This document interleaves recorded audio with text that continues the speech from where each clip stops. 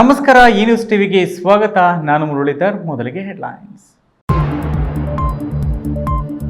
ಚಿಕ್ಕಬಳ್ಳಾಪುರ ಜಿಲ್ಲೆಯಲ್ಲಿ ಹೆಚ್ಚಿದ ಅಪಘಾತ ಪ್ರಕರಣಗಳು. 2.5 ವರ್ಷದಲ್ಲಿ 700 ಅಮಾಯಕ ಜೀವ ಬಲಿ. ಶೈನ್ ಬೋರ್ಡ್ಗಳನ್ನು ಅಳವಡಿಸಲು ಗೃಹ ಸಚಿವ ಡಾಕ್ಟರ್ ಜಿ ಪರಮೇಶ್ವರ್ ಸೂಚನೆ. ಕೋಲಾರ ಎಸ್ಎನ್ಆರ್ ಆಸ್ಪತ್ರೆಯಲ್ಲಿ ಕೆಟ್ಟು ನಿಂತ ತುರ್ತು ಚಿಕಿತ್ಸಾ ಘಟಕ. ಐಸಿಯುನಲ್ಲಿದ್ದ ರೋಗಿಗಳು ಪರದಾಟ.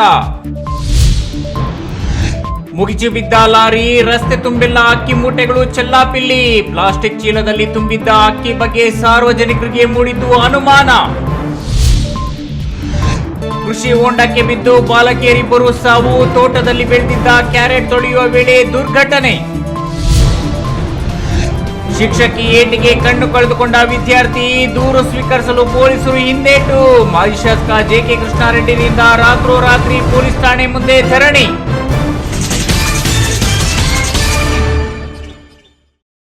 ವಾರ್ತೆಗಳ ವಿವರ. ಚಿಕ್ಕಬಳ್ಳಾಪುರ ಜಿಲ್ಲೆಯಲ್ಲಿ 2 ಬೃಹತ್ ರಾಷ್ಟ್ರೀಯ ಹೆದ್ದಾರಿಗಳನ್ನು ಒಳಗೊಂಡಿದ್ದು, ಇಲ್ಲಿ ಅಪಘಾತಗಳ ಸಂಖ್ಯೆ ಹಾಗೂ ಅಪಘಾತಗಳಲ್ಲಿ ಮೃತಪಟ್ಟವರ ಸಂಖ್ಯೆ ಸಹ ಹೆಚ್ಚಿದೆ. 2.5 ವರ್ಷದಲ್ಲಿ 700 ಮಂದಿ ಅಮಾಯಕರು ಮೃತಪಟ್ಟು 1400ಕ್ಕೂ ಅಧಿಕ ಮಂದಿ ಗಾಯಗೊಂಡಿದ್ದಾರೆ. ಅಪಘಾತಕ್ಕೆ ಕಾರಣವಾಗುತ್ತಿರುವ ಟಿಪ್ಪರ್ ಸೇರಿದಂತೆ ಬೃಹತ್ ವಾಹನಗಳಿಗೆ ನಿಯಂತ್ರಣ ಹಾಕಬೇಕಾದ ಅವಶ್ಯಕತೆ ಇದೆ. ಮುಖ್ಯವಾಗಿ ಹೆದ್ದಾರಿಯಲ್ಲಿ 19 ಬ್ಲಾಕ್ ಸ್ಪಾಟ್ಗಳನ್ನು ಗುರುತಿಸಿದ್ದು, ಮೈಸೂರು ಹೆದ್ದಾರಿಯಂತೆ ಇಲ್ಲಿಯೂ ಕೂಡ ಶೈನ್ ಬೋರ್ಡ್ಗಳನ್ನು ಅಳವಡಿಸಬೇಕೆಂದು ಅಧಿಕಾರಿಗಳು ಸೂಚಿಸಿದ್ದೇನೆ ಎಂದು ಗೃಹ ಸಚಿವ ಡಾಕ್ಟರ್ ಜಿ ಪರಮೇಶ್ವರ್ ಹೇಳಿದರು.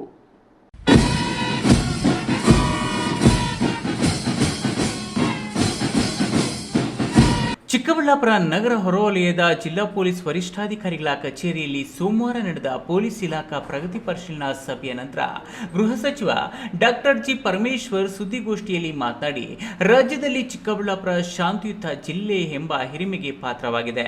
ಜಿಲ್ಲಾ ಪೊಲೀಸ್ ಇಲಾಖೆಯು ಕಾಲಕಾಲಕ್ಕೆ ಕೈಗೊಂಡ ಕಟ್ಟುನಿಟ್ಟಿನ ಕ್ರಮಗಳಿಂದಾಗಿ ಇದು ಸಾಧ್ಯವಾಗಿದೆ ಎಂಬುದು ಪೊಲೀಸ್ ಇಲಾಖೆಯ ಪ್ರಗತಿ ಪರಿಶೀಲನೆಯಿಂದ ಮನವರಿಕೆಯಾಗಿದ್ದು, ಜಿಲ್ಲಾ ಪೊಲೀಸ್ ಇಲಾಖೆಯನ್ನು ಶ್ಲಾಘಿಸುತ್ತೇನೆ ಎಂದು ಗೃಹ ಸಚಿವ ಡಾಕ್ಟರ್ ಜಿ ಪರಮೇಶ್ವರ್ ತಿಳಿಸಿದರು. ರಾಜ್ಯದ ಗಡಿಗಳ ಮೂಲಕ ಗಾಂಜಾ ಮತ್ತಿತರೆ ಮಾದಕ ವಸ್ತುಗಳು ಸರಬರಾಜು ಆಗುತ್ತಿರುವ ಬಗ್ಗೆ ಮಾಹಿತಿ ಇದೆ. ಚಿಕ್ಕಬಳ್ಳಾಪುರ ಜಿಲ್ಲೆಯು ಆಂಧ್ರದ ಗಡಿಯನ್ನು ಹಂಚಿಕೊಂಡಿದ್ದು, ಈ ಮೂಲಕ ರಾಜ್ಯಕ್ಕೆ ಮಾದಕ ವಸ್ತುಗಳಾದ ಗಾಂಜಾ, ಡ್ರಗ್ಸ್, ಅಕ್ರಮ ಮದ್ಯ ಇತ್ಯಾದಿಗಳು ಸರಬರಾಜು ಆಗದಂತೆ ಚೆಕ್ ಪೋಸ್ಟ್ ಸ್ಥಾಪಿಸಲು ಸೂಚಿಸಿದೆ. ಜಿಲ್ಲೆಯಲ್ಲಿ ಕಳೆದ ವರ್ಷ 24 ಕೊಲೆಗಳಾಗಿದ್ದು, ನಿಗದಿತ ಕಾಲಮಿತಿಯಲ್ಲಿ ಎಲ್ಲವನ್ನ ಭೇದಿಸಲಾಗಿದ್ದು, ಅಪರಾಧಿಗಳನ್ನು ಜೈಲಿಗಟ್ಟಲಾಗಿದೆ ಎಂದು ಹೇಳಿದರು. ಚಿಕ್ಕಬಳ್ಳಾಪುರ ಜಿಲ್ಲೆಯ ಪೊಲೀಸ್ ಇಲಾಖೆಯ ಚಟುವಟಿಕೆಗಳನ್ನು ಪರಿಶೀಲನೆ ಮಾಡಿದ್ದೇನೆ. ಈ ಪರಿಶೀಲನಾ ಸಭೆಯಲ್ಲಿ ಈ ಭಾಗದ IG ಅವರು, ಕೇಂದ್ರ ವಲಯದ IG ಅವರಾದಂಥ ಲಾಬುರಾಮ್ ಅವರು ಕೂಡ ಇದ್ದಾರೆ.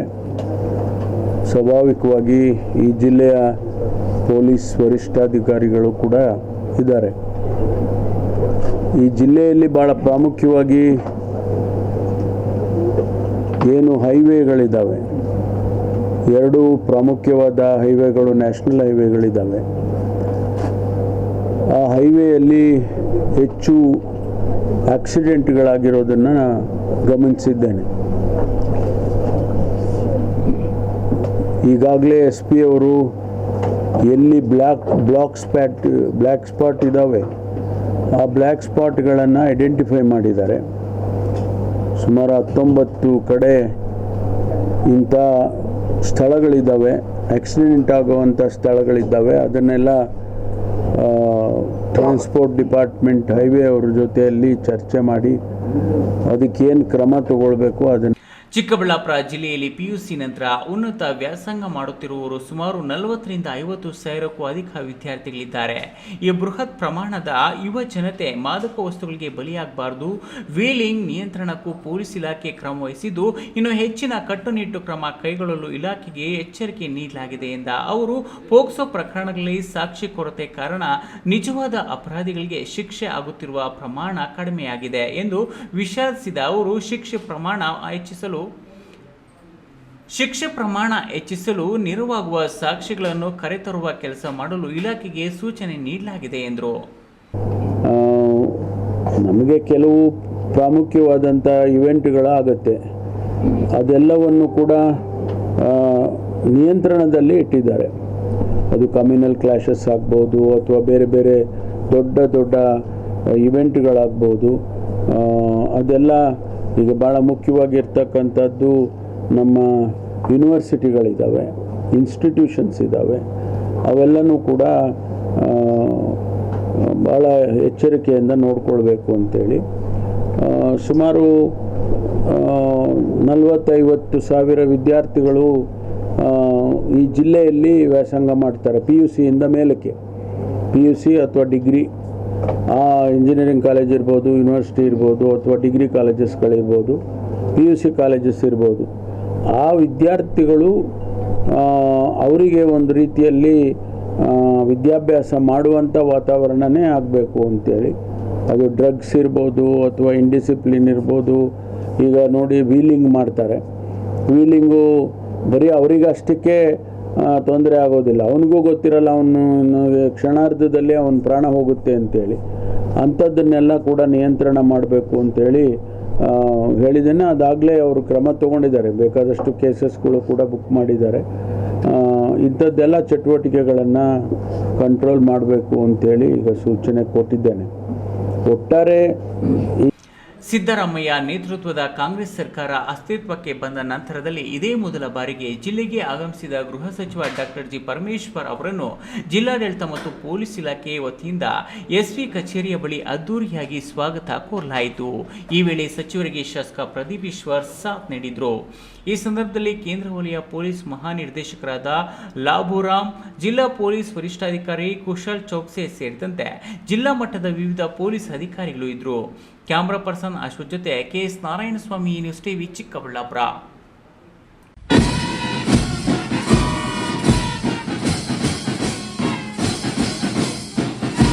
ಕೋಲಾರದ SNR ಆಸ್ಪತ್ರೆ ಎಂದರೆ ಈ ಭಾಗಕ್ಕೆ ದೊಡ್ಡ ಆಸ್ಪತ್ರೆ ಅಷ್ಟೇ ಅಲ್ಲ, ಸುಮಾರು 70 ವರ್ಷಗಳ ಇತಿಹಾಸವಿರುವ ಈ ಆಸ್ಪತ್ರೆಯಲ್ಲಿ ಆಗಿಂದಾಗೆ ಸುದ್ದಿಯಾಗುತ್ತಲೇ ಇರುತ್ತದೆ. ತುರ್ತು ಪರಿಸ್ಥಿತಿಯಲ್ಲಿರುವ ಜನರ ಜೀವ ಉಳಿಸುವ ICU ಘಟಕದಲ್ಲಿ ಹವಾನಿಯಂತ್ರಣ ವ್ಯವಸ್ಥೆ ಕೆಟ್ಟು ಹೋಗಿದ್ದು, ರೋಗಿಗಳು ಸಮರ್ಪಕ ಗಾಳಿ ಇಲ್ಲದೆ ಪರದಾಡಿರುವ ಘಟನೆ ನಡೆದಿದೆ. ಈ ಕುರಿತು ಒಂದು ವರದಿ.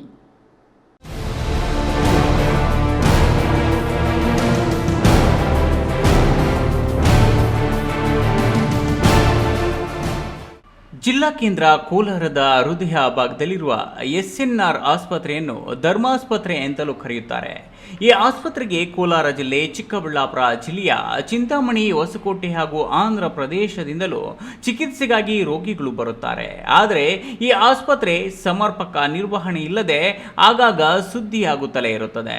ಒಂದು ಕಡೆ ಬೇಸಿಗೆಯ ಬಿರುಬಿಸಿಲು, ICU ವಿಭಾಗಕ್ಕೆ ಯಾವುದೇ ಗಾಳಿ ವ್ಯವಸ್ಥೆ ಇರೋದಿಲ್ಲ.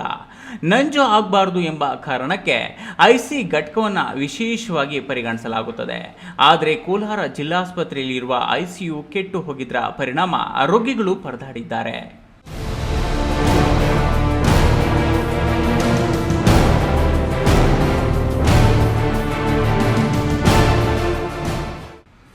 AC ಇಲ್ಲದೆ ಇರುವ ಪರಿಣಾಮ ವಿಪರೀತ ಸೆಖೆಯಿಂದ ರೋಗಿಗಳು ಪರದಾಡಿದ್ದು, ಹೀಗಾಗಿ ಅವರ ಕುಟುಂಬಸ್ಥರು ಗಾಳಿ ಬೀಸಿದ್ದಾರೆ. ಇನ್ನು ಕೆಲ ರೋಗಿಗಳ ಸಂಬಂಧಿಕರು ಮನೆಯಿಂದಲೇ ಫ್ಯಾನ್ ತಂದಿದ್ದಾರೆ. ಕಳೆದ 1 ವಾರದಿಂದ ICU ಘಟಕದಲ್ಲಿ AC ಕೆಟ್ಟಿದೆಯಂತೆ. ಹೀಗಾಗಿ ಸಮರ್ಪಕವಾದ ಗಾಳಿ ಇಲ್ಲದೆ ಕೆಲ ರೋಗಿಗಳು ಸಾವನ್ನಪ್ಪಿರುವುದಾಗಿ ಇತರ ರೋಗಿಗಳ ಸಂಬಂಧಿಕರು ತಿಳಿಸಿದ್ದಾರೆ. ಇನ್ನು ಈ ಕುರಿತು ಗಮನಕ್ಕೆ ಬರುತ್ತಿದ್ದಂತೆ ಸಿಬ್ಬಂದಿ ರೋಗಿಗಳನ್ನು ಜಿಲ್ಲಾಸ್ಪತ್ರೆಯ ಮತ್ತೊಂದು ICU ವಾರ್ಡ್ಗೆ ಶಿಫ್ಟ್ ಮಾಡಿದ್ದಾರೆ. ಸದ್ಯ ರೋಗಿಗಳು ಹಾಗೂ ಅವರ ಸಂಬಂಧಿಕರು ನಿಟ್ಟುಸಿರು ಬಿಟ್ಟಿದ್ದಾರೆ. ICUನಲ್ಲಿ ಬಿಳಿ ರಕ್ತ ಕಣದ ಕೊರತೆಯಿಂದ, ನ್ಯೂಮೋನಿಯಾ ರೋಗದಿಂದ ವಿಷ ಸೇವಿಸಿ ಆತ್ಮಹತ್ಯೆಗೆ ಯತ್ನಿಸಿದವರು, ಬ್ರೈನ್ ಸ್ಟ್ರೋಕ್ ಆಗಿರುವವರು, ಶ್ವಾಸಕೋಶ ಸಮಸ್ಯೆ, ಉಸಿರಾಟದ ತೊಂದರೆಯಿಂದ ಬಳಲುತ್ತಿರುವವರು ಚಿಕಿತ್ಸೆಗಾಗಿ ICUನಲ್ಲಿ ದಾಖಲಾಗಿದ್ದಾರೆ. ಆಸ್ಪತ್ರೆಯ ಅವ್ಯವಸ್ಥೆಯನ್ನು ಸರಿಪಡಿಸಬೇಕೆಂದು ಸಾರ್ವಜನಿಕರು ಆಗ್ರಹಿಸಿದ್ದಾರೆ. Satish, news TV, Kolar.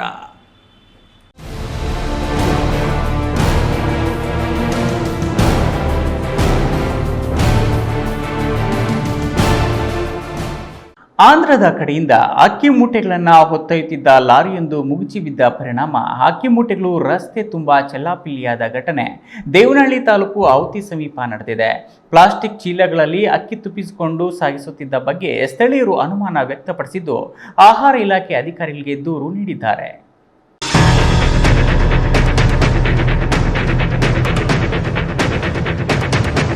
ಬೆಂಗಳೂರು ಗ್ರಾಮಾಂತರ ಜಿಲ್ಲೆಯ ದೇವನಹಳ್ಳಿ ತಾಲೂಕಿನ ವಿಜಯಪುರ ಹೋಬಳಿಯ ಆವತಿ ಸಮೀಪ ಅಕ್ಕಿ ಮೂಟೆಗಳನ್ನು ತುಂಬಿಸಿಕೊಂಡು ಹೋಗ್ತಿದ್ದ ಲಾರಿಯೊಂದು ಮುಗುಚಿ ಬಿದ್ದಿದ್ದು, ಲಾರಿ ಮುಗುಚಿ ಬೀಳ್ತಿದ್ದಂತೆ ರಸ್ತೆಯಲ್ಲಿ ಅಕ್ಕಿ ಮೂಟೆಗಳು ಚೆಲ್ಲಾಪಿಲ್ಲಿಯಾಗಿದೆ. ಇನ್ನು ಆಂಧ್ರದ ಕಡೆಯಿಂದ ಬರ್ತಿದ್ದ ಲಾರಿಯಲ್ಲಿ ಇದ್ದ ಅಕ್ಕಿ ತುಂಬಿಸಿದ್ದ ಚೀಲಗಳು ಪ್ಲಾಸ್ಟಿಕ್ ಚೀಲಗಳಾಗಿದ್ದು, ಸರ್ಕಾರಿ ಗೋದಾಮಿನಿಂದ ಬಂದಿದ್ರೆ ಗೋಣಿ ಚೀಲಗಳಲ್ಲಿ ತುಂಬಿಸಲಾಗ್ತಿತ್ತು. ಆದರೆ ಇವು ಪ್ಲಾಸ್ಟಿಕ್ ಚೀಲಗಳಲ್ಲಿ ತುಂಬಿಸಿದ್ರಿಂದ ಸ್ಥಳೀಯರಿಗೆ ಸಂಶಯ ವ್ಯಕ್ತವಾಗಲು ಪ್ರಮುಖ ಕಾರಣವಾಗಿದೆ. ಪ್ಲಾಸ್ಟಿಕ್ ಚೀಲಗಳಲ್ಲಿ ತುಂಬಿದ್ದ ಅಕ್ಕಿ ನ್ಯಾಯಬೆಲೆ ಅಂಗಡಿಗಳಲ್ಲಿ ಮಾರಾಟ ಮಾಡುವ ಅಕ್ಕಿಯಾಗಿದ್ದು, ಮಾರಾಟ ಅಕ್ಕಿಯಲ್ಲ. ಈ ಅಕ್ಕಿಯನ್ನು ಎಲ್ಲಿಂದ ತರ್ತಿದ್ರು, ಎಲ್ಲಿ ತೆಗೆದುಕೊಂಡು ಹೋಗ್ತಿದ್ರು ಎನ್ನುವ ಬಗ್ಗೆ ಸೂಕ್ತ ತನಿಖೆಯಾಗಬೇಕು. ನ್ಯಾಯಬೆಲೆ ಅಂಗಡಿಗಳಲ್ಲಿ ಮಾರಾಟ ಮಾಡ್ತಿದ್ದ ಅಕ್ಕಿ ಕಾಳಸಂತೆಯಲ್ಲಿ ಮಾರಾಟವಾಗ್ತಿದೆಯೇ ಎನ್ನುವ ಅನುಮಾನಗಳು ಸ್ಥಳೀಯರನ್ನ ಕಾಡ್ತಿವೆ. ಒಂದು ವೇಳೆ ಈ ಅಕ್ಕಿಯನ್ನು ಸರ್ಕಾರಿ ಗೋದಾಮಿಗೆ ಸಾಗಾಣಿಕೆ ಮಾಡ್ತಿದ್ರೆ ಪ್ಲಾಸ್ಟಿಕ್ ಚೀಲಗಳಲ್ಲಿ ಯಾಕೆ ತುಂಬಿಸ್ತಿದ್ರು ಎನ್ನುವ ಕುರಿತು ಅನುಮಾನ ವ್ಯಕ್ತಪಡಿಸಿದ್ದಾರೆ.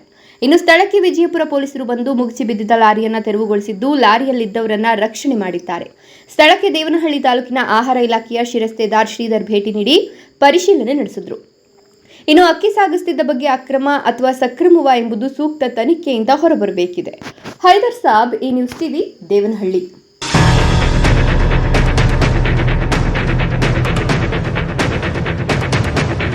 ಇದೀಗ ವಿರಾಮದ ನಂತರ ಈ ನ್ಯೂಸ್ ಟಿವಿ ಮುಂದುವರಿಯುತ್ತದೆ.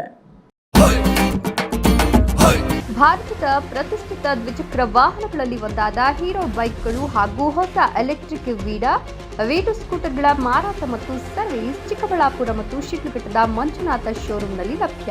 ಚಿಕ್ಕಬಳ್ಳಾಪುರ ಜಿಲ್ಲೆಯಲ್ಲಿ ಪೆಟ್ರೋಲ್ ಹಾಗೂ ಎಲೆಕ್ಟ್ರಿಕ್ ಹೀರೋ ದ್ವಿಚಕ್ರ ವಾಹನಗಳ ಅಧಿಕೃತ ಮಾರಾಟಗಾರರು ಲಕ್ಷ್ಮೀನಾರಾಯಣ್ ಸಾರಥ್ಯದಲ್ಲಿ ಆರಂಭವಾಗಿರುವ ಮಂಜುನಾಥ ಹೀರೋ ಶೋರೂಮ್ಗಳು ಹಲವು ವೈಶಿಷ್ಟ್ಯತೆಗಳೊಂದಿಗೆ ಕೂಡಿವೆ. ವಿಳಾಸ ವಿಶಾಲ್ ಮಾರ್ಟ್ ಮುಂಭಾಗ, ಬಿಬಿ ರಸ್ತೆ, ಚಿಕ್ಕಬಳ್ಳಾಪುರ ಮತ್ತು ಕೆಎಸ್ಆರ್ಟಿಸಿ ಬಸ್ ಸ್ಟ್ಯಾಂಡ್ ಹತ್ತಿರ, ಶಿಡ್ಲಘಟ್ಟ. ಇಂದೇ ಭೇಟಿ. ದ್ವಿತೀಯ ಪಿಯುಸಿ ವಿದ್ಯಾರ್ಥಿಗಳೇ, ಏಮ್ಸ್ ಅಕಾಡೆಮಿಯಿಂದ ಚಿಕ್ಕಬಳ್ಳಾಪುರದಲ್ಲಿ ನೀಟ್ ಸಿಇಟಿ ಕ್ರಾಶ್ ಕೋರ್ಸ್ ಆರಂಭಿಸಲಾಗಿದೆ. ಪ್ರತಿದಿನ 9:30ರಿಂದ ಸಂಜೆ 6 ಗಂಟೆವರೆಗೆ ನಿರಂತರ 24 ದಿನಗಳು ಕೆಸೆಟ್ ಮತ್ತು 36 ದಿನಗಳು ನೀಟ್ಗೆ ತರಬೇತಿ ನೀಡಲಾಗುವುದು. ಸಿಇಟಿ ನೀಟ್ ಅನುಭವಿ ಉಪನ್ಯಾಸಕರಿಂದ ಬೋಧಿಸಲಾಗುವುದು ಮತ್ತು ಮೈಕ್ರೋ ಶೆಡ್ಯೂಲ್ನಂತೆ ಪ್ರತಿದಿನ ಮಾಕ್ ಟೆಸ್ಟ್ಗಳನ್ನು ನಿರ್ವಹಿಸಲಾಗುತ್ತದೆ. ನಮ್ಮದೇ ಆದ ಯುನಿಕ್ ಸ್ಟಡಿ ಮೆಟೀರಿಯಲ್ ನೀಡಲಾಗುತ್ತದೆ ಮತ್ತು ಚಿಕ್ಕಬಳ್ಳಾಪುರ ಬಸ್ ಸ್ಟಾಪ್ ಇಂದ ಉಚಿತ ಬಸ್ ಸೌಲಭ್ಯವಿರುತ್ತದೆ. ಕೋರ್ಸ್ ಫೀ 9,000 ಮಾತ್ರ. ನಮ್ಮಲ್ಲಿ ಕೋಚಿಂಗ್ ಪಡೆದ ವಿದ್ಯಾರ್ಥಿಗಳು ಸಿಇಟಿ ನೀಟ್ನಲ್ಲಿ ಉತ್ತಮ ಅಂಕ ಪಡೆದು ಟಾಪ್ 10 ಕಾಲೇಜುಗಳಲ್ಲಿ ದಾಖಲಾತಿ ಪಡೆದಿರುತ್ತಾರೆ. ಮಾರ್ಚ್ 20ರಿಂದ ತರಗತಿಗಳು ಆರಂಭವಾಗಲಿದೆ. ಹಿಂದೆ ಸಂಪರ್ಕಿಸಿ Aims academy, Newton integrated PU college, Chikkaballapur. Mobile ಸಂಖ್ಯೆ 7975827343 ಮತ್ತು 9538619055. ನನ್ನ ಕನಸು ಡಾಕ್ಟರ್ ಆಗೋದು. ನನ್ನ ಕನಸು. ಮಗಳು ಡಾಕ್ಟರ್ ಆಗ್ಲಿ ಅನ್ನೋದು ನನ್ನ ಕನಸು. ಕನಸು ಎಲ್ಲರಿಗೂ ಇರುತ್ತದೆ. ಇಂಕ ಡಾಕ್ಟರ್ ಓಡ್ಪಂದು ಭಾರಿ ಆಸೆ ಉಂಡು. ಮೆಡಿಕಲ್ ಓದೋಣ ನಡ ಸ್ವಪ್ನ. ಮಾಕಾಸು ಎಕ್ಕ ಸಪನ ಡಾಕ್ಟರ್ ಜಾವ್ ಕಾಮೂಣ. ಕನಸು ಎಲ್ಲೆಲ್ಲೂ ಇರುತ್ತದೆ. ಮೆಡಿಕಲ್ ಓದುವುದು ನನ್ನ ಕನಸು. ನನ್ನ ಮಗನು ಡಾಕ್ಟರ್ ಆಗ್ಬೋದೇನ್ರಿ? ನನ್ನ ಕನಸು ಡಾಕ್ಟರ್ ಆಗೋದು. ಕನಸು ಎಲ್ಲರ ಹಕ್ಕು. ಆದರೆ ಕನಸು ನನಸಾಗಲು ಬೇಕು ನಂಬಿಕೆ, ಛಲ ಮತ್ತು ಪರಿಶ್ರಮ ನೀಟ್ ಅಕಾಡೆಮಿ. ತೋಟದಲ್ಲಿ ಬೆಳೆದಿದ್ದ ಕ್ಯಾರೆಟ್ ಅನ್ನು ತೊಳೆಯುವ ಸಂದರ್ಭದಲ್ಲಿ ಆಕಸ್ಮಿಕವಾಗಿ ಕೃಷಿ ಹೊಂಡಕ್ಕೆ ಬಿದ್ದ ಬಾಲಕಿಯನ್ನು ರಕ್ಷಿಸಲು ಮತ್ತೊಬ್ಬ ಬಾಲಕಿ ನೀರಿಗೆ ಇಳಿದಿದ್ದು, ಕೃಷಿ ಹೊಂಡದಿಂದ ಹೊರಬರಲಾರದೆ ಇಬ್ಬರು ಸಾವನ್ನಪ್ಪಿರುವ ದಾರುಣ ಘಟನೆ ಚೇಳೂರು ತಾಲೂಕಿನ ಕುರುಪಲ್ಲಿ ಗ್ರಾಮದಲ್ಲಿ ಮಧ್ಯಾಹ್ನ ಸಂಭವಿಸಿದೆ.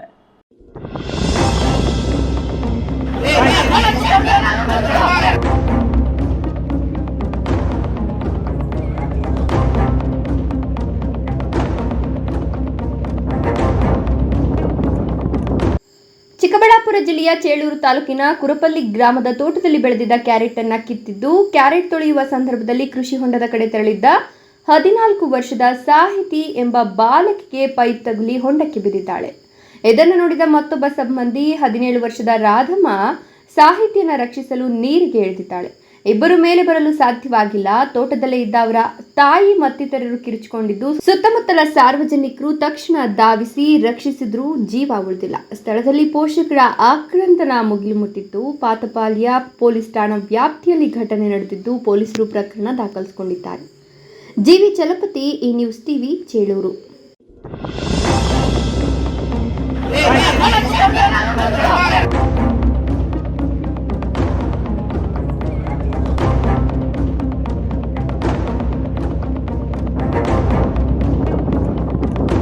ಸರ್ಕಾರಿ ಶಾಲೆಯ ಶಿಕ್ಷಕಿಯೊಬ್ಬರ ಕೋಲೇಟಿನಿಂದ ವಿದ್ಯಾರ್ಥಿಯೊಬ್ಬ ಕಣ್ಣು ಕಳೆದುಕೊಂಡಿರುವಂತಹ ಘಟನೆಯಲ್ಲಿ ಪೊಲೀಸರು ದೂರು ಸ್ವೀಕರಿಸಲು ಮೀನಮೇಷ ಮಾಡುತ್ತಿರುವುದನ್ನು ಖಂಡಿಸಿ ಚಿಂತಾಮಣಿಯ ಮಾಜಿ ಶಾಸಕ ಜೆ.ಕೆ. ಕೃಷ್ಣಾರೆಡ್ಡಿರವರು ತಮ್ಮ 100 ಬೆಂಬಲಿಗರೊಂದಿಗೆ ಬಟ್ಲಹಳ್ಳಿ ಪೊಲೀಸ್ ಠಾಣೆ ಮುಂಭಾಗ ಭಾನುವಾರ ರಾತ್ರಿ ಪ್ರತಿಭಟನಾ ಧರಣಿ ನಡೆಸಿದರು.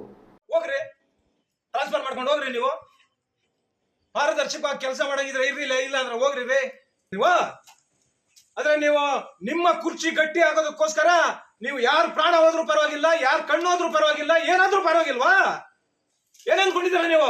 ಚಿಂತಾಮಣಿ ತಾಲೂಕು ಮುರುಗಮಲ್ಲ ಹೋಬಳಿ ಯಗವಕೋಟೆ ಗ್ರಾಮದ ಅಂಜಲಿ ನಟರಾಜ್ ರವರ ಮಗ ಯಶವಂತ್ ಯಗವಕೋಟೆ ಸರ್ಕಾರಿ ಶಾಲೆಯಲ್ಲಿ ಪಾಠ ಕೇಳುವ ವೇಳೆ ಶಿಕ್ಷಕಿ ಸರಸ್ವತಮ್ಮ ಕೋಲಿನಿಂದ ಹೊಡೆದಿದ್ದು, ಇದರಿಂದ ಬಾಲಕನ ಬಲಭಾಗದ ಕಣ್ಣು ಕಳೆದುಕೊಂಡಿದ್ದಾನೆ. ಇದೇ ವಿಚಾರವಾಗಿ ಪೋಷಕರು ಶಿಕ್ಷಕಿಯ ವಿರುದ್ಧ ಕ್ರಮ ಕೈಗೊಳ್ಳುವಂತೆ ಒತ್ತಾಯಿಸಿ ಬಟ್ಲಹಳ್ಳಿ ಪೊಲೀಸ್ ಠಾಣೆಯಲ್ಲಿ ದೂರು ನೀಡಲು ಮುಂದಾದಾಗ ಪೊಲೀಸರು ದೂರು ಸ್ವೀಕರಿಸಲು ಮೀನಾಮೇಷ ಮಾಡಿರುವುದರಿಂದ ಪೊಲೀಸರ ನಡೆಯನ್ನು ಖಂಡಿಸಿ ಬಟ್ಲಹಳ್ಳಿ ಪೊಲೀಸ್ ಠಾಣೆ ಮುಂಭಾಗದಲ್ಲಿ ಬಾಲಕನ ಪೋಷಕರು ರಾತ್ರಿ ಧರಣಿಗೆ ಕುಳಿತಿದ್ದಾರೆ. ದೂರು ದಾಖಲಿಸಲು ಪೊಲೀಸರು ಮೀನಮೇಷ ಮಾಡುತ್ತಿರುವುದನ್ನು ಅರಿತು ಭಾನುವಾರ ರಾತ್ರಿ ಚಿಂತಾಮಣಿಯ ಮಾಜಿ ಶಾಸಕ ಜೆ.ಕೆ. ಕೃಷ್ಣಾರೆಡ್ಡಿರವರು ತಮ್ಮ 100 ಬೆಂಬಲಿಗರೊಂದಿಗೆ ತೆರಳಿ ಬಾಲಕನ ಪೋಷಕರಿಗೆ ಸಾಥ್ ನೀಡಿ ಪ್ರತಿಭಟನಾ ಧರಣಿ ನಡೆಸಿ ಪೊಲೀಸರ ವಿರುದ್ಧ ತಮ್ಮ ಆಕ್ರೋಶ ವ್ಯಕ್ತಪಡಿಸಿದರು. ಈಗ ಮೊನ್ನೆ ದಲಿತರು ಒಂದು ಸ್ಟ್ಯಾಚ್ಯೂ ವಿಚಾರದಲ್ಲಿ ಪಾದಯಾತ್ರೆಯನ್ನು ತಡೀತೀರ ನೀವು? ಯಾಕೆ, ಏನಾಗಿತ್ತು ನಿಮ್ಗೆ? ಏನಾಗಿತ್ತು? ಗುಂತೂರು ಗಡ್ಡ ವಿಚಾರದಲ್ಲಿ ಅಲ್ಲ, ಗುಂತೂರು ಗಡ್ಡ ವಿಚಾರದಲ್ಲಿ 4-8 ಸ್ಟಿಚಿಂಗ್ ಆಗಿದೆ. ನೀವು FIR ಆಗ್ಲಿಲ್ಲ. SP ಅವ್ರಿಗೆ ಹೇಳಿದ ಮೇಲೆ ನೀವು FIR ಆಗ್ತೀರಾ? SP ಅವ್ರಿಗೆ ಹೇಳಿದ ಮೇಲೆ ಕೂಡ ನೀವು 12 ಗಂಟೆ ಆದ್ಮೇಲೆ FIR ಹಾಕಿರೋದು. ಏನ್ ಅನ್ಕೊಂಡಿದ್ದೀರಾ ನೀವು? ನೀವು ಇಲ್ಲಿ ಕಾಂಗ್ರೆಸ್ ಏಜೆಂಟ್ಗಳನ್ನ ಕೂರಿಸ್ಕೊಂಡು ವ್ಯಾಪಾರ ಮಾಡ್ಕೊಂಡು ಕುಂತಿದ್ದೀರಾ ನೀವು? ಮಗು ವಿಚಾರವಾಗಿ ಸರ್, ನಮ್ಮ ಸರ್ಕಲ್ ಸಾಹೇಬ್ರು ಮಾತಾಡಿದ್ರು. ಯಾವ ಮಗು ರೀ? ಮಗು ಅಂತ ನೀವು ಕರುಣೆ ಇಲ್ಲ, ದಯೆ ಇಲ್ಲ ನಿಮ್ಗೆ. ಮಗು ಅಂತ ಹೇಳ್ತೀರಾ ತಿರ್ಗಾ ನಿಮ್ಮ ಬಾಯಿಂದ. ನಾವು ನಿಂತಿದ್ದೀವಿ ಸರ್. ಇನ್ನು ಮಾಜಿ ಶಾಸಕರು ಅಹೋರಾತ್ರಿ ಧರಣಿ ನಡೆಸಲು ಮುಂದಾದಾಗ ಪೊಲೀಸರು ಬಾಲಕನ ಪೋಷಕರಿಂದ ದೂರು ಸ್ವೀಕರಿಸಿ ಭಾನುವಾರ ರಾತ್ರಿ 11:45 ಶಿಕ್ಷಕಿ ಸರಸ್ವತಮ್ಮ, BO ಉಮಾದೇವಿ ಸೇರಿ ಮತ್ತೆ 4 ಜನರ ವಿರುದ್ಧ ಪ್ರಕರಣ ದಾಖಲಿಸಿ FIR ಕಾಪಿಯನ್ನ ಮಾಜಿ ಶಾಸಕ ಜೆ.ಕೆ. ಕೃಷ್ಣಾರೆಡ್ಡಿರವರಿಗೆ ನೀಡಿದ ನಂತರ ಜೆ.ಕೆ. ಕೃಷ್ಣಾರೆಡ್ಡಿರವರು ಕೂಡಲೇ ತಪ್ಪಿತಸ್ಥರನ್ನು ಬಂಧಿಸಿ ಕ್ರಮ ಕೈಗೊಳ್ಳಬೇಕೆಂದು ಪೊಲೀಸರಿಗೆ ತಿಳಿಸಿ ರಾತ್ರಿ 12 ಗಂಟೆ ಸಮಯದಲ್ಲಿ ಪ್ರತಿಭಟನೆಯನ್ನ ಹಿಂಪಡೆದು ತಮ್ಮ ಬೆಂಬಲಿಗರೊಂದಿಗೆ ವಾಪಸ್ಸು ತೆರಳಿದ್ರು. ಬಿದೇವಪ್ಪ, ಈ ನ್ಯೂಸ್ ಟಿವಿ, ಚಿಂತಾಮಣಿ. ರಾಜಿ ಮಾಡ್ಕೊಳ್ರಿ, ಇಲ್ಲಾಂದ್ರೆ ನಾಳೆ ಬೆಳಗ್ಗೆ ನಿಮ್ಗೆ ತೊಂದರೆ ಆಗ್ತದೆ ಅಂತ ಸಬ್ ಇನ್ಸ್ಪೆಕ್ಟರ್ ಹೇಳದೇನ್ರಿ? ರಾಜ್ಯದಲ್ಲಿ ಭಾರತೀಯ ಜನತಾ ಪಕ್ಷ ಕೈಗೊಂಡಿರುವುದು ಜನಾಕ್ರೋಶ ಯಾತ್ರೆ ಅಲ್ಲವೇ ಅಲ್ಲ. 2000 ಹಣ ಬೇಡ, ಫ್ರೀ ಬಸ್ ಬೇಡ, ವಿದ್ಯುತ್ ಬೇಡ, ಒಟ್ಟಾರೆ ಗ್ಯಾರಂಟಿಗಳು ಬೇಡ ಎಂದು ಯಾರು ಬೀದಿಗೆ ಬಂದಿದ್ದಾರೆ ಹೇಳಿ ನೋಡೋಣ. ಶಬ್ದಕೋಶದಲ್ಲಿ ಇದೆ ಎಂದು ಪದಬಳಕೆ ಮಾಡುವುದಲ್ಲ. ಕಾಂಗ್ರೆಸ್ ಪಕ್ಷದ ಯಶಸ್ವಿ ಆಡಳಿತ ಸಹಿಸಲಾಗದೆ ಬಿಜೆಪಿ ಪಕ್ಷದ ಮುಖಂಡರು ಹೂಡಿರುವ ಕುತಂತ್ರವೇ ಈ ಯಾತ್ರೆ. ಆದ್ದರಿಂದ ಇದು ಜನಾಕ್ರೋಶವಲ್ಲ, ಬದಲಿಗೆ ಬಿಜೆಪಿ ಪಕ್ಷದ ಆಕ್ರೋಶ ಎಂದು ಗೃಹ ಸಚಿವ ಡಾಕ್ಟರ್ ಜಿ. ಪರಮೇಶ್ವರ್ ವ್ಯಂಗ್ಯವಾಡಿದರು. ಎಲ್ಲರಿಗೂ ನಮಸ್ಕಾರ.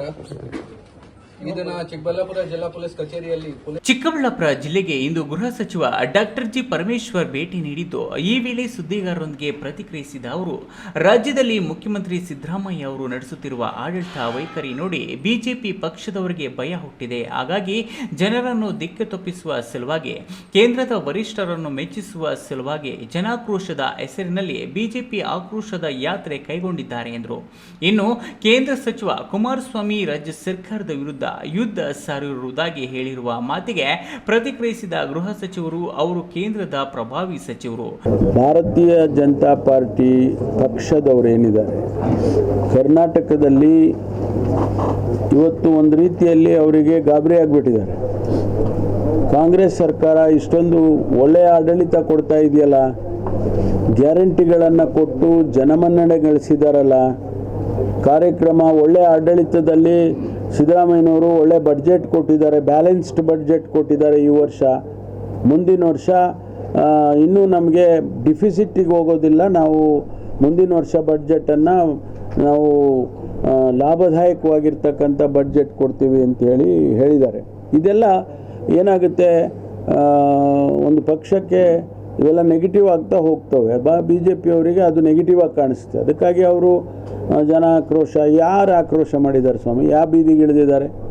ಯಾರು ಬಂದು ಅಕ್ಕಿ ಕೊಡಬೇಡಿ, ಅಕ್ಕಿ ಕೊಡೋದು ತಪ್ಪು ಅಂತ ಯಾರು ಹೇಳಿದ್ದಾರೆ? ಯಾವ ಹೆಣ್ಮಕ್ಳು ಬಂದು ನೀವು 2,000 ರೂಪಾಯಿ ಕೊಡೋದು ತಪ್ಪು, ಕೊಡಬೇಡಿ ಅಂತ ಯಾರು ಹೇಳಿದ್ದಾರೆ? ಅಥವಾ ಯಾರು ಬಸ್ಸಿಗೆ ಹೋಗೋ ಹೆಣ್ಮಕ್ಳು ಯಾರು ಬಂದು ನಾವು ಬಸ್ಗೆ ಹೋಗಲ್ಲ, ಬಸ್ ನಿಲ್ಲಿಸ್ರಿ ಅಂತ ಯಾರು ಹೇಳಿದಾರ?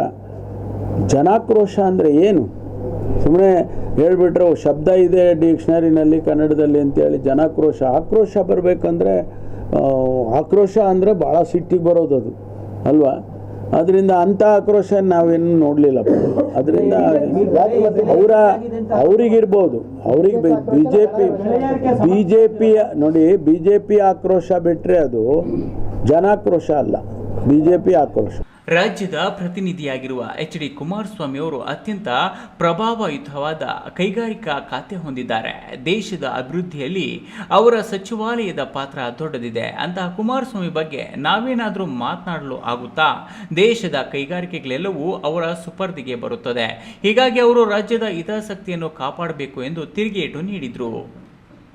ಇಲ್ಲಪ್ಪ, ಕುಮಾರಸ್ವಾಮಿಯವರು ನಮ್ಮ ರಾಜ್ಯದ ಪ್ರತಿನಿಧಿ. ಅವರು ಅದರಲ್ಲೂ ಕೂಡ ಒಳ್ಳೆಯ ಖಾತೆ, ಇಂಡಸ್ಟ್ರಿ ಮಿನಿಸ್ಟರ್ ಅಂದರೆ ತಮಾಷೆ ಅಲ್ಲ. ಇಡೀ ದೇಶದ ಕೈಗಾರಿಕೆನೇ ಅವ್ರ ಕೈನಲ್ಲಿದೆ.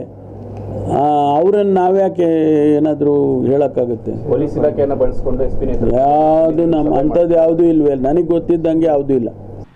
ದೇಶದಲ್ಲಿ ಅತ್ಯಂತ ಹೆಚ್ಚಿನ ಪ್ರಮಾಣದ GST ಪಾವತಿ ಮಾಡುತ್ತಿರುವ ರಾಜ್ಯಗಳ ಪೈಕಿ ನಮ್ಮದು 2ನೇ ಸ್ಥಾನದಲ್ಲಿದೆ. ಸತ್ಯ ಹೀಗಿದ್ರೂ ನಮ್ಮ ಪಾಲನ್ನು ನಮಗೆ ನೀಡುವಲ್ಲಿ ತಾರತಮ್ಯ ಮಾಡುತ್ತಿದ್ದಾರೆ. ರಾಜ್ಯದ ಬೆಲೆ ಏರಿಕೆಗೆ ಕೇಂದ್ರ ಸರ್ಕಾರ ಬೆಲೆ ಏರಿಕೆಯೇ ಕಾರಣವಾಗಿದೆ. ಜನಪರ ಆಡಳಿತಕ್ಕೆ ಬೆಲೆ ಏರಿಕೆ ಅನಿವಾರ್ಯ ಎಂದು ಸಮರ್ಥಿಸಿಕೊಂಡರು. ಬೆಲೆ ಏರಿಕೆ ಯಾಕೆ ಆಗ್ತಾ ಇದೆ? ಸೆಂಟ್ರಲ್ ಟ್ಯಾಕ್ಸೇಷನ್ ಸ್ಟಡಿ ಮಾಡಿದರೆ ನೀವು? ಟ್ಯಾಕ್ಸ್ ಸ್ಟ್ರಕ್ಚರನ್ನು ನಾವು ಸರಿಯಾಗಿ ಕೊಡದೆ ಹೋದರೆ ಒಂದು ಸಮಾಜಕ್ಕೆ ಅದರ ಎಫೆಕ್ಟ್ ಯಾರ ಮೇಲೆ ಅಂದರೆ ಕಾಮನ್ ಮ್ಯಾನ್ ಮೇಲೆ ಆಗುತ್ತೆ. ನಾವು 20,000 ಕೋಟಿ ಮೇಲೆ ನಾವು ನಿಮಗೆ GST ಕೊಡ್ತಾ ಇದ್ದೀವಿ. Second biggest state in the country GST ಕಾಂಟ್ರಿಬ್ಯೂಷನ್ನಲ್ಲಿ. ನಮಗೆ ಎಷ್ಟು ವಾಪಸ್ ಕೊಡ್ತೀರಿ ನೀವು? ನಮಗೆ ಎಷ್ಟು ವಾಪಸ್ ಕೊಟ್ಟಿದ್ದೀರಿ? 5-6 ಸಾವಿರ ಕೋಟಿ ಕೊಟ್ಬಿಟ್ಟು ನೀವು ಮ್ಯಾನೇಜ್ ಮಾಡ್ಕೊಳ್ಳಿ ಹೆಂಗಾರ ಬೇಕಾದ್ರು ಅಂದ್ರೇನು ಕಾಂಗ್ರೆಸ್ ಗೌರ್ಮೆಂಟ್ ಅಂತ ಮಾಡ್ತಾ ಇದ್ದೀರಾ? ನೀವೇ ಬಡ್ಜೆಟ್ನಲ್ಲಿ ಹೇಳ್ತೀರಾ 5,300 ಕೋಟಿ ಇರಿಗೇಷನಿಗೆ ಕೊಡ್ತೀವಿ ಭದ್ರಾ ಪ್ರಾಜೆಕ್ಟ್ಗೆ ಅಂತ ನೀವೇ ಹೇಳ್ಕೊಂಡು ಬಡ್ಜೆಟ್ನಲ್ಲಿ ಅನೌನ್ಸ್ ಮಾಡಿ ಹಣ ಕೊಡದೇ ಇದ್ದರೆ ಯಾರು ತಪ್ಪು? ನಾವು ಹೌದಪ್ಪ, ನಮ್ಮ ರಿಸೋರ್ಸ್ನಲ್ಲಿ ನಾವು ಆಡಳಿತ ಮಾಡಬೇಕು, ಅದಕ್ಕಾಗಿ ಬೆಲೆ ಏರಿಕೆ ಆಗ್ತದೆ ಬಿಟ್ಟರೆ ಏನು ನಮ್ಮಿಂದನೇ ಆಗಿದೆ ಅಂತ ಒಪ್ಪೋದಕ್ಕೆ ತಯಾರಿಲ್ಲ. ಏನೂ ಆಗಿಲ್ಲಲ್ಲ. ಕ್ಯಾಮ್ರಾ ಪರ್ಸನ್ ಅಶ್ವಥ್ ಜೊತೆ KS Narayanaswamy, news TV, Chikkaballapur. 2 lorry ಮತ್ತು ಟಾಟಾ ಏಸ್ ಗಾಡಿ ನಡುವೆ ಭೀಕರ ಸರಣಿ ಅಪಘಾತ ಸಂಭವಿಸಿದ್ದು, ಅಪಘಾತದಲ್ಲಿ ಓರ್ವ ಮಹಿಳೆ ಸಾವನ್ನಪ್ಪಿ 2 ತೀವ್ರವಾಗಿ ಗಾಯಗೊಂಡಿರುವ ಘಟನೆ ನೆಲಮಂಗಲ ತಾಲೂಕು ಬೂದಿಹಾಳ್ ಗೇಟ್ ಬಳಿಯ ರಾಷ್ಟ್ರೀಯ ಹೆದ್ದಾರಿಯಲ್ಲಿ ಸಂಭವಿಸಿದೆ.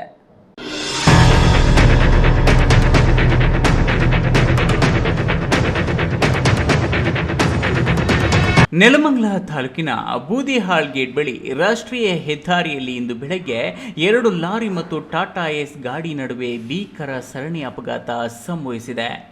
ಅಪಘಾತದಲ್ಲಿ ತ್ರಿವೇಣಿ ಸ್ಥಳದಲ್ಲಿ ಸಾವನ್ನಪ್ಪಿದ್ದಾರೆ. ಮೃತ ಮಹಿಳೆ ಶಿರಾ ಮೂಲದವರಾಗಿದ್ದು ಬೆಂಗಳೂರಿಗೆ ವಾಪಸ್ ಹೋಗುವ ವೇಳೆ ದುರ್ಘಟನೆ ಸಂಭವಿಸಿದೆ. ಶಿವಕುಮಾರ್ ಸ್ಥಿತಿ ಚಿಂತಾಜನಕವಾಗಿದ್ದು ಆಸ್ಪತ್ರೆಗೆ ದಾಖಲು ಮಾಡಲಾಗಿದೆ.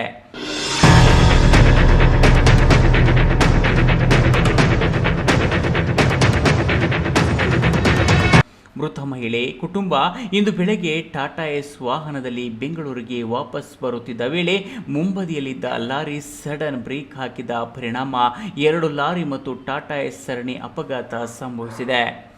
ಟಾಟಾ ಏಸ್ ವಾಹನದಲ್ಲಿಯೇ ಸಿಲುಕಿದ ಮಹಿಳೆ ಸ್ಥಳದಲ್ಲೇ ಸಾವನ್ನಪ್ಪಿದ್ದಾರೆ. ಅಪಘಾತದಿಂದ ತುಮಕೂರು ಬೆಂಗಳೂರು ರಾಷ್ಟ್ರೀಯ ಹೆದ್ದಾರಿ ನಡುವೆ ಟ್ರಾಫಿಕ್ ಉಂಟಾಗಿ ವಾಹನ ಸವಾರರು ಪರದಾಡುವಂತಾಗಿತ್ತು. ಸ್ಥಳಕ್ಕೆ ನೆಲಮಂಗಲ ಸಂಚಾರಿ ಪೊಲೀಸರು ಭೇಟಿ ನೀಡಿ ಪರಿಶೀಲನೆ ನಡೆಸಿದ್ದಾರೆ. Ram Prasad KR, news TV, Nelamangala.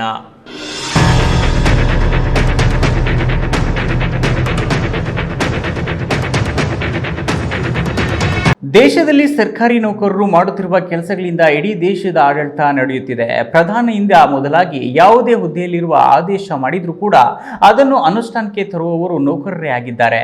ಒತ್ತಡ ಮುಕ್ತರಾಗಿ ಕ್ರಿಯಾಶೀಲವಾಗಿ ಕೆಲಸ ಮಾಡಲು ಕ್ರೀಡೆ ಮತ್ತು ಸಾಂಸ್ಕೃತಿಕ ಕಾರ್ಯಕ್ರಮಗಳು ಸಹಕಾರಿಯಾಗಲಿವೆ ಎಂದು ಚಿಕ್ಕಬಳ್ಳಾಪುರ ಲೋಕಸಭಾ ಕ್ಷೇತ್ರದ ಸಂಸದ ಡಾಕ್ಟರ್ ಕೆ ಸುಧಾಕರ್ ತಿಳಿಸಿದರು. ಪ್ರಮಾಣ ಮಾಡುತ್ತೇವೆ. ಧನ್ಯವಾದಗಳು. ಚಿಕ್ಕಬಳ್ಳಾಪುರ ನಗರದ ಸರ್ಎಂವಿ ಕ್ರೀಡಾಂಗಣದಲ್ಲಿ ಸೋಮವಾರ ಜಿಲ್ಲಾ ಸರ್ಕಾರಿ ನೌಕರರ ಸಂಘ ಹಮ್ಮಿಕೊಂಡಿದ್ದ 2024-25ನೇ ಸಾಲಿನ 2 ದಿನಗಳ ಜಿಲ್ಲಾ ಮಟ್ಟದ ಕ್ರೀಡಾಕೂಟ ಮತ್ತು ಸಾಂಸ್ಕೃತಿಕ ಸ್ಪರ್ಧೆಗಳನ್ನು ಉದ್ಘಾಟಿಸಿ ಸಂಸದ ಡಾಕ್ಟರ್ ಕೆ ಸುಧಾಕರ್ ಮಾತನಾಡಿ, ಸರ್ಕಾರಗಳು ಜಾರಿ ಮಾಡುವ ಯೋಜನೆ, ಕಾರ್ಯಕ್ರಮ, ಆದೇಶಗಳನ್ನು ಅನುಷ್ಠಾನಕ್ಕೆ ತರುವ ಮೂಲಕ ವಿವಿಧ ಸೌಲಭ್ಯಗಳನ್ನು ಜನರಿಗೆ ತಲುಪಿಸುವ ಮಹತ್ವದ ಹೊಣೆಗಾರಿಕೆ ಸರ್ಕಾರಿ ನೌಕರರ ಮೇಲಿದೆ. ಸರ್ಕಾರಿ ನೌಕರರು ಒತ್ತಡ ಮುಕ್ತರಾಗಿ ಕ್ರಿಯಾಶೀಲವಾಗಿ ಕೆಲಸ ಮಾಡಿದರೆ ಮಾತ್ರ ಸರ್ಕಾರಗಳ ಯೋಜನೆಗಳು, ಕಾರ್ಯಕ್ರಮಗಳು ಪರಿಣಾಮಕಾರಿಯಾಗಿ ಅನುಷ್ಠಾನಗೊಂಡು ಸಾಫಲ್ಯ ಕಾಣುತ್ತದೆ. ಆದ್ದರಿಂದ ಸರ್ಕಾರಿ ನೌಕರರ ಉತ್ತಮ ಆರೋಗ್ಯದ ದೃಷ್ಟಿಯಿಂದ ಕ್ರೀಡೆ ಮತ್ತು ಸಾಂಸ್ಕೃತಿಕ ಕಾರ್ಯಕ್ರಮಗಳಲ್ಲಿ ಸಕ್ರಿಯರಾಗಿ ಪಾಲ್ಗೊಳ್ಳಬೇಕು ಎಂದು ಕರೆ ನೀಡಿದರು. ಹಾಗೂ ಸಾಂಸ್ಕೃತಿಕ ಸ್ಪರ್ಧೆಗಳು ಈ ವರ್ಷದ ಆರಂಭ ಆಗಿದೆ. ಇವತ್ತು ಈ ಕಾರ್ಯಕ್ರಮದಲ್ಲಿ ಭಾಗಿಯಾಗಿ ಈ ಒಂದು ಕಾರ್ಯಕ್ರಮವನ್ನ ಮುನ್ನಡೆಸ್ತಾ ಇರತಕ್ಕಂಥ ಜಿಲ್ಲಾ ಸರ್ಕಾರಿ ನೌಕರರ ಅಧ್ಯಕ್ಷರು, ನನ್ನ ಆತ್ಮೀಯರು ಆಗಿರ್ತಕ್ಕಂಥ ನಾರಾಯಣ ಸ್ವಾಮಿ ಅವರೇ, ನಮ್ಮ ಜಿಲ್ಲೆಯ ಅಪರ ಜಿಲ್ಲಾಧಿಕಾರಿಗಳು, ಸ್ನೇಹಿತರು ಆಗಿರ್ತಕ್ಕಂಥ ಡಾಕ್ಟರ್ ಎನ್ ಭಾಸ್ಕರ್ ಅವರು.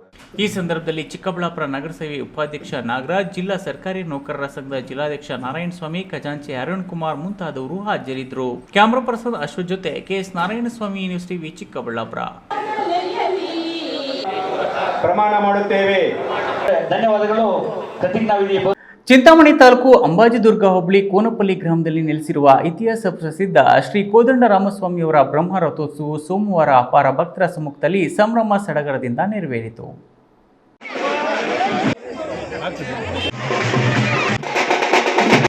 ಪ್ರತಿ ವರ್ಷ ಶ್ರೀ ರಾಮನವಮಿ ಹಬ್ಬದ ಮಾರನೆಯ ದಿನ ಕೂನಪಲ್ಲಿಯಲ್ಲಿನ ಶ್ರೀ ಕೋದಂಡ ರಾಮಸ್ವಾಮಿಯವರ ಬ್ರಹ್ಮ ರಥೋತ್ಸವ ನಡೆಯುತ್ತದೆ. ರಥೋತ್ಸವದ ಹಿನ್ನೆಲೆಯಲ್ಲಿ ಬೆಳಗ್ಗಿನಿಂದಲೇ ಶ್ರೀ ಕೋದಂಡ ರಾಮಸ್ವಾಮಿಯವರಿಗೆ ವಿಶೇಷ ಹೂವಿನ ಅಲಂಕಾರ, ಅಭಿಷೇಕ, ಹೋಮ ಹವನ ಸೇರಿದಂತೆ ಹಲವು ಧಾರ್ಮಿಕ ಕಾರ್ಯ ಕೈಂಕರ್ಯಗಳು ನಡೆಯಿತು. ಮಧ್ಯಾಹ್ನ 1 ಗಂಟೆ ಶ್ರೀ ಕೋದಂಡ ರಾಮಸ್ವಾಮಿಯವರ ಉತ್ಸವ ಮೂರ್ತಿಯನ್ನು ವಾದ್ಯ ಮೇಳಗಳೊಂದಿಗೆ ಅಲಂಕೃತ ರಥೋತ್ಸವಕ್ಕೆ ತಂದು ದೇವಾಲಯ ಟ್ರಸ್ಟ್ನವರು ರಥೋತ್ಸವಕ್ಕೆ ವಿಶೇಷ ಪೂಜೆ ಸಲ್ಲಿಸುವ ಮೂಲಕ ಬ್ರಹ್ಮ ರಥೋತ್ಸವಕ್ಕೆ ಅಧಿಕೃತವಾಗಿ ಚಾಲನೆ ನೀಡಿದರು.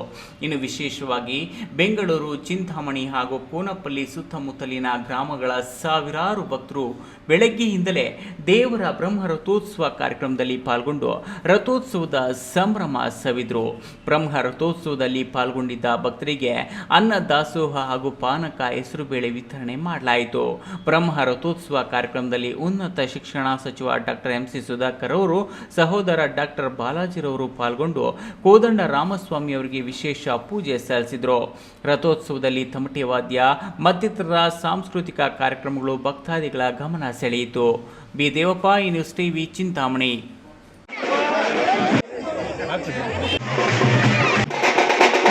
ನಮ್ಮ ಸಂಸ್ಕೃತಿ ಮತ್ತು ಪರಂಪರೆಯನ್ನು ಸಾರುವ ಪೌರಾಣಿಕ ನಾಟಕ ಕಲೆಗಳಿಗೆ ಪ್ರೋತ್ಸಾಹ ಅತ್ಯಗತ್ಯವಾಗಿರುತ್ತದೆ ಎಂದು ರಂಗ ಕಲಾವಿದ ಸಿಕಾಯನಹಳ್ಳಿ ಶ್ರೀಧರ್ ಗೌಡ ತಿಳಿಸಿದರು.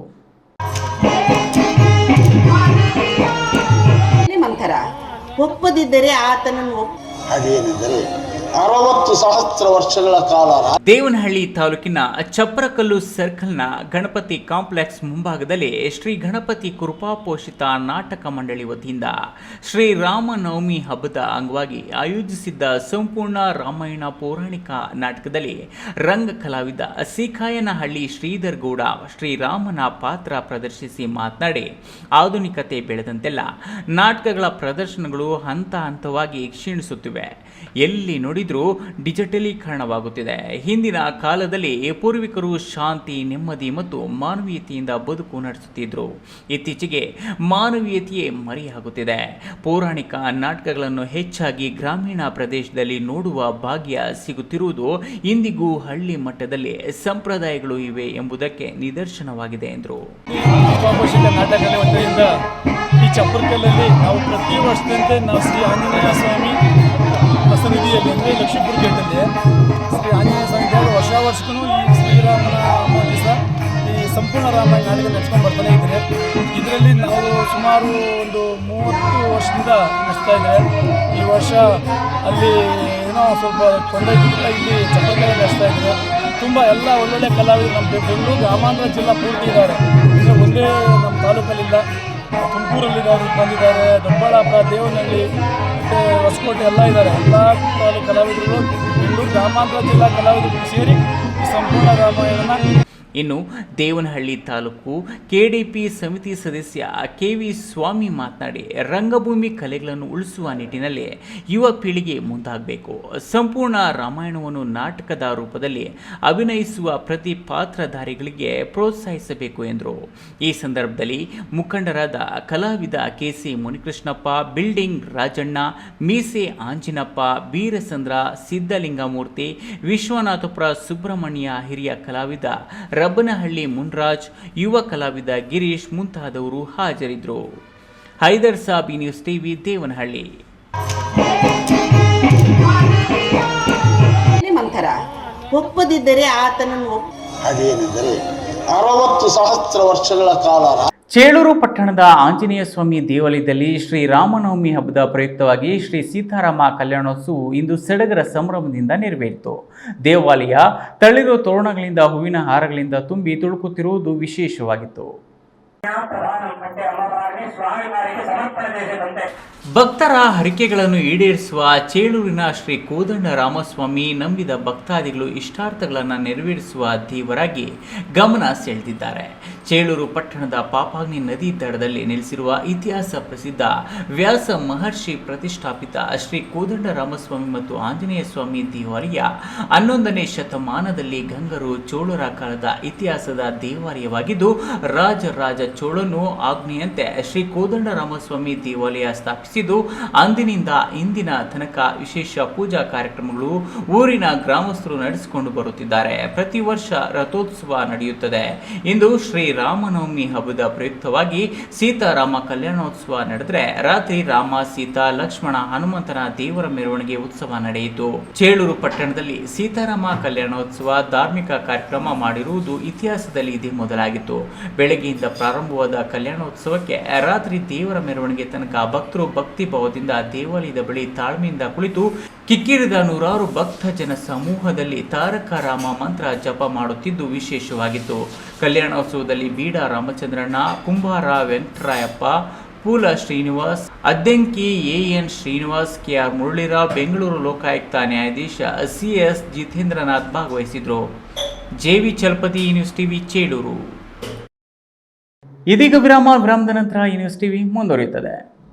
ಮಕ್ಕಳ ಹೈಯರ್ ಎಜುಕೇಶನ್, ಮಗಳ ಮದುವೆ, ಕನಸಿನ ಸ್ವಂತ ಮನೆ, ಇಷ್ಟಕ್ಕೆಲ್ಲ ಹಣ ಹೇಗ್ ಹೊಂದ್ಸೋದು ಅಂತ ಟೆನ್ಷನ್ ಅಲ್ಲಿದ್ದೀರಾ?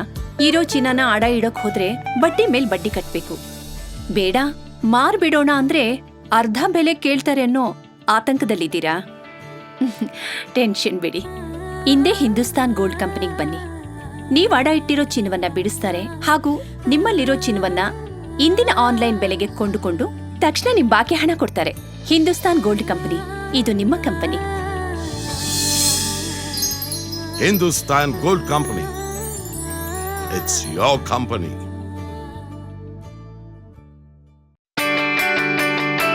ಜೈನ್ ಮಿಷನ್ ಆಸ್ಪತ್ರೆ, ಜೈನ್ ಮಿಷನ್ ಟ್ರಸ್ಟ್ನ ಲಾಭರಹಿತ ಉಪಕ್ರಮ. ಕರ್ನಾಟಕ ರಾಜ್ಯ ಬೀಜ ನಿಗಮ ಪಕ್ಕ, ಬಿಬಿ ರಸ್ತೆ, ಚಿಕ್ಕಬಳ್ಳಾಪುರ.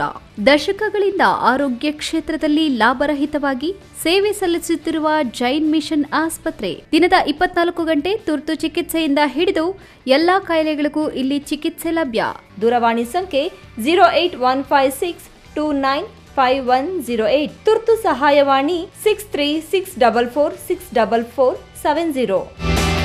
ವಿರಾಮದ ನಂತರ ಈ ನ್ಯೂಸ್ ಟಿವಿಗೆ ಸ್ವಾಗತ. ಇದೀಗ ಸಂಕ್ಷಿಪ್ತ ಸುದ್ದಿಗಳು.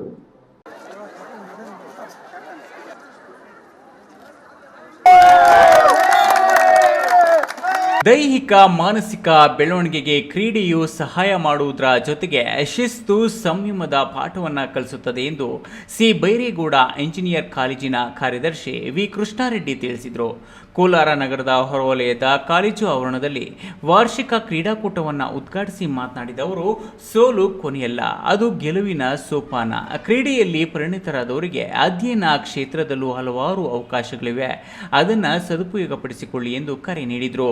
ಕ್ರೀಡಾಕೂಟದಲ್ಲಿ ಸಮಾನತೆಯ ಹಾದಿಯಲ್ಲಿ ಹುಡುಗ ಹುಡುಗಿಯೊಂದಿಗೆ ಕಾಲೇಜಿನ ಸಿಬ್ಬಂದಿ ವರ್ಗವು ಉತ್ಸಾಹದಿಂದ ಭಾಗವಹಿಸಿದರು. ಇದೇ ಮೊದಲ ಬಾರಿಗೆ ಕಬಡ್ಡಿ, ಕ್ರಿಕೆಟ್, ವಾಲಿಬಾಲ್ ಸೇರಿದಂತೆ ಗ್ರೂಪ್ ಕ್ರೀಡಾಕೂಟವು ನಡೆಯಿತು. ಕಾಲೇಜಿನ ಅಧ್ಯಕ್ಷ ಡಾಕ್ಟರ್ ಎ ಪ್ರಭಾಕರ್ ರೆಡ್ಡಿ, ಪ್ರಾಂಶುಪಾಲ ಎಸ್.ಎನ್. ಚಂದ್ರಶೇಖರ್ ಮಾತನಾಡಿ ಕ್ರೀಡಾಳುಗಳಿಗೆ ಶುಭ ಹಾರೈಸಿದರು. ಈ ಸಂದರ್ಭದಲ್ಲಿ ವಿವಿಧ ವಿಭಾಗಗಳ ಮುಖ್ಯಸ್ಥರಾದ ಡಾಕ್ಟರ್ ದೀಪಿಕಾ ಲೋಕೇಶ್, ಶಿವರಾಜ್, ಅಪ್ರಮೇಯ, ವೆಂಕಟೇಶ್ ಸೇರಿದಂತೆ ವಿದ್ಯಾರ್ಥಿಗಳು, ಸಿಬ್ಬಂದಿ ವರ್ಗದವರು ಇದ್ದರು.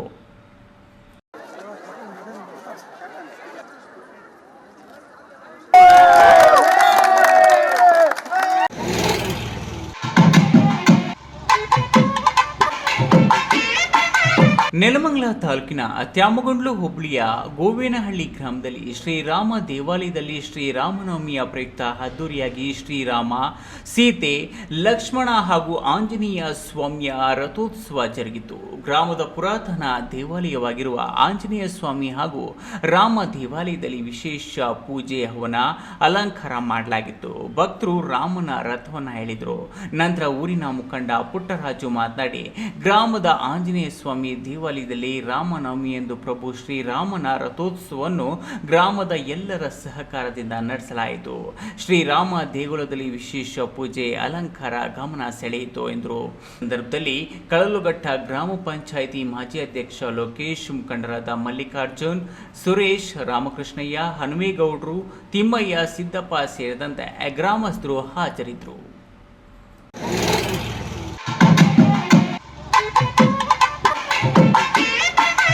ಕೊನೆಯದಾಗಿ ಮತ್ತೊಮ್ಮೆ ಹೆಡ್ಲೈನ್ಸ್. ಚಿಕ್ಕಬಳ್ಳಾಪುರ ಜಿಲ್ಲೆಯಲ್ಲಿ ಹೆಚ್ಚಿದ ಅಪಘಾತ ಪ್ರಕರಣಗಳು, 2.5 ವರ್ಷದಲ್ಲಿ 700 ಅಮಾಯಕ ಜೀವ ಬಲಿ. ಶೈನ್ ಬೋರ್ಡ್ಗಳನ್ನು ಅಳವಡಿಸಲು ಗೃಹ ಸಚಿವ ಡಾಕ್ಟರ್ ಜಿ ಪರಮೇಶ್ವರ್ ಸೂಚನೆ. ಕೋಲಾರ ಎಸ್ಎನ್ಆರ್ ಆಸ್ಪತ್ರೆಯಲ್ಲಿ ಕೆಟ್ಟು ನಿಂತ ತುರ್ತು ಚಿಕಿತ್ಸಾ ಘಟಕ, ಐಸಿಯುನಲ್ಲಿದ್ದ ರೋಗಿಗಳು ಪರದಾಟ. ಮುಗಿಚಿ ಬಿದ್ದ ಲಾರಿ, ರಸ್ತೆ ತುಂಬಿಲ್ಲ ಅಕ್ಕಿ ಮೂಟೆಗಳು ಚೆಲ್ಲಾಪಿಲ್ಲಿ. ಪ್ಲಾಸ್ಟಿಕ್ ಚೀಲದಲ್ಲಿ ತುಂಬಿದ್ದ ಅಕ್ಕಿ ಬಗ್ಗೆ ಸಾರ್ವಜನಿಕರಿಗೆ ಮೂಡಿದ್ದು ಅನುಮಾನ. ಕೃಷಿ ಹೊಂಡಕ್ಕೆ ಬಿದ್ದು ಬಾಲಕಿಯರಿಬ್ಬರು ಸಾವು, ತೋಟದಲ್ಲಿ ಬೆಳೆದಿದ್ದ ಕ್ಯಾರೆಟ್ ತೊಳೆಯುವ ವೇಳೆ ದುರ್ಘಟನೆ.